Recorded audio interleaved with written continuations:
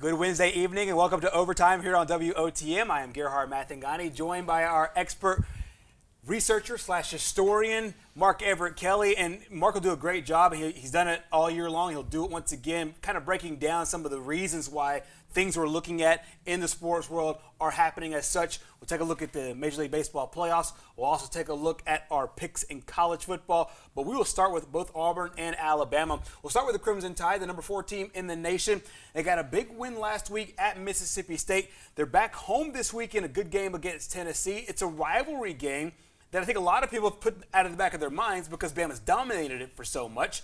First of all, your take on Bama, what they did last week, and some of the things you're looking forward to as they face the Vols. All right, before we get to Tennessee, what I liked about what Alabama did against Mississippi State is you saw that their possessions were a lot sharper defensively.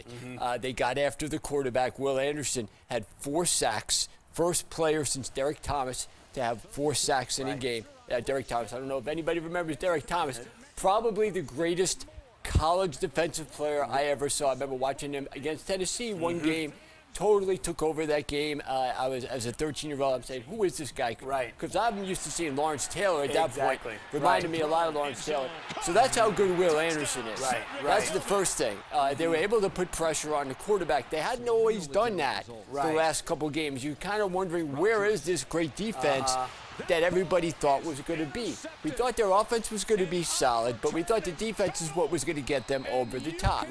So I think they started showing that a little bit against Mississippi State. They started to force turnovers. They had 3 turnovers in this game with interceptions. You looked at, or 4 total turnovers in this game. You looked at, they had 4 total turnovers the previous 4 games combined. That's another thing they started to do well. When you're a dominant defense, you not only put pressure on the quarterback consistently, but you cause turnovers. You score off those turnovers. If you saw them returning an interception for a touchdown. And then you're also able to limit the amount of plays and yards per drive. I think Alabama did a much better job in this game than they did definitely the last 2 drives of that Texas A&M game, where they allowed 60 yards per possession, 119 on both possessions, and allowed them to go down the field, score a game-tying touchdown, and then kick the game-winning field goal when it was time to put the game to bed against a weak offense. That, to me, stuck out. Alabama had to make up for that, show their fans that their defense that everyone thought was going to be dominating can be dominating, and I think they really did, starting with this game at Mississippi State. Let's see if they can keep it up. Exactly. They got Tennessee this week, and one of the things that you've highlighted is what they were able to do defensively and some of the things that they'll need to do this week against the Vols. We'll take a look at some of the possessions that they had against Mississippi State, kind of breaking it down between the first half and the second half. And one of the things I've really kind of thought was a good theme between this team, but on the defensive side specifically, was the fact that this is a team that, like you said, going in, there was a lot of questions about the defense, not necessarily if they were going to be good, but is this going to be one of the better defenses? On the outside, it looks like they finally got some answers at cornerback, and in the secondary, they're still looking for some main pieces on that front 7, even though they have studs like Will Anderson and Henry Soto. Yeah, and Deontay Lawson starting to come out of his own. Ian Jackson, they got a couple freshmen. They had a great freshman incoming class as far as linebackers coming up. Kendrick Blackshear's a guy I love. I can't wait to see him play. For sure. But he's not ready yet. A couple other guys like maybe Kool-Aid is going to start to play soon. A lot of people thought, where is he? He showed such promise in the spring game. But their secondary played much better in this game. When they allowed Texas A&M to march down the field, that was a big hole that people were saying, this should be better. We have too much quality back there to allow that. But again, they allowed only points on 3 possessions where they forced turnovers on 4 possessions. They forced punt on 4 possessions, only averaging on the 6 possessions in the first half, only 7 plays, 23 yards, almost identical in the second half with 5 possessions. So that's what you want to see from a dominant defense. 100%. Tennessee, meanwhile, playing some of their best football all season long. Head coach Nick Saban met the media this evening talking about that Vols offense and what they've been like under Josh Heupel. They've got quarterback runs. They've got quarterback draws. They get you spread out and run those plays, which is very challenging. for the people up front. So, and they've got ability to throw the ball. So you can't just say we're going to play the quarterback runs because they've made a lot of explosive plays in the passing game because the vertical stretch of the field. And when they get you spread out, they'll spit it out there if you don't have enough guys out there, and make positive plays as well. So this offense is very challenging.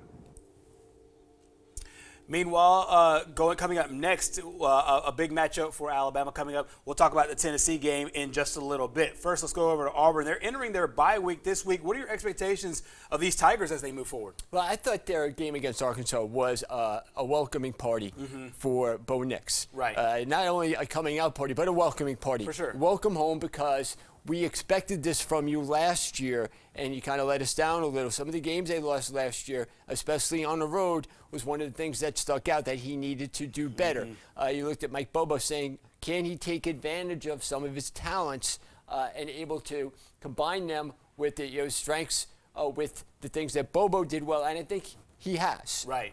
A huge turning point in this game was when they got the sack fumble recovery for a touchdown. I thought that turned the game around, and right there on the possession after that, Auburn hits a big play to Robertson, the wide receiver, and that put them up to where you thought maybe they can win this game. Because at that point, they had been outscored in the second half, and maybe Arkansas, they had shown that they were physical, and maybe they were just out physical Auburn, but Auburn really stepped up for sure and said, we're the more physical team. We're going to take over this game.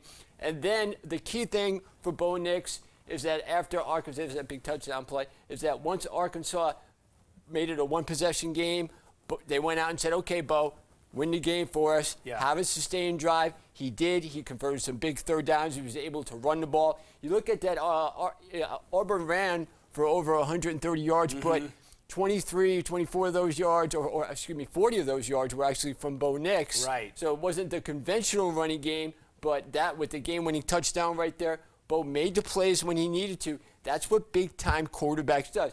I wouldn't put him in the class of this guy's going to go out there and throw for 400 yards for sure every game. Maybe he's not a Kyle Trask. Maybe he's not a Mac Jones. But he is a guy that can manage the game, like we said, like an Alex Smith type, if you're thinking of NFL quarterbacks. As long as he doesn't make mistakes and he has the ability to make plays running and throwing, those are two things that are really going to help Auburn down the stretch when they play against some of these equal, like you said on the radio today, some of these opponents that are at their level in the SEC West, the LSUs, the Arkansas, the Mississippi States, the Texas A&Ms, how they play the next couple, especially that game at South Carolina. Remember, they lost last year at South Carolina for the first time since 1933. And I think that's maybe something they want to get back, that they get to play them again this year. Usually you would have to wait, but now they get to play them again. So I think those are things that Auburn has to overcome, prove that they're better than, they've learned their lesson, and we'll see where it goes. It's a great start for them. Bo Nix is playing much better on the road this year than he did last year, and we have a couple numbers to show that. That's exactly right, and I think Auburn fans have to be really pleased with how he's played on the road so far. We'll take a look at those road numbers, especially in the SEC. You have the games this year, the two games going to Death Valley and going to Fayetteville. Death Valley at night, and then Fayetteville during the day with a team that was ranked in the top 20. Much, much better than what he's put up even before this, and especially last year. 2-0 this year. His completion percentage is higher. His passing yards per game higher, and he already has as many touchdowns in 2 games as he did in 5 games last year. That's insane, and you think that this is something that he can keep up as they move forward. Of course, at Alabama, or the Alabama game will be a difficult one. However, he's got about 5 more games overall, a few more games on the road. You think he can sustain?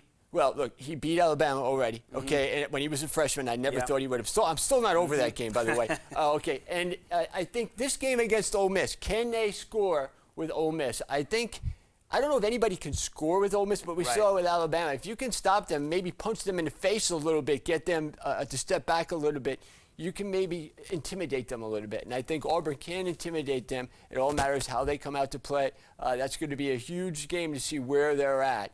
And I think everybody's going to be ready for that game, because that's going to play a huge part in, can Auburn get to that Alabama game with only one loss and playing for something. I don't think anybody expected that. That's exactly right. You had one more final point on Alabama that you wanted to share? Yeah, well, Alabama against Tennessee, they've won 14 in a row against Tennessee, undefeated under Saban. The last 5 games, they've won by an average of 33 points per game. Wow. I mean, that's people must likely say rivalry's got to go both ways. I think Tennessee does bring their best team in here in a very long time. We'll see how they do in Tuscaloosa. We want to remind you that great high school football action can be seen right here coming up tomorrow night. Mickey Shadricks and I will be on the call of Maplesville and Otagoville. Maplesville, the number 3 team in the state in Class 1A, on the road in a big region game for them.